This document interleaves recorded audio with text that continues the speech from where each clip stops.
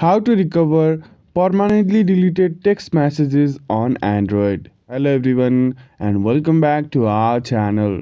If you want to recover your permanently deleted text messages on an Android device, don't worry. In today's tutorial, I'll show you how to do it in just a few simple steps. So let's get started. First, to start the recovery, open the Play Store and search for SMS Backup and Restore. Download and install the app. Once the app is installed, open it. Tap the three dot menu, then select Restore. Confirm by tapping OK. Choose SMS Backup and Restore and set it as the default option.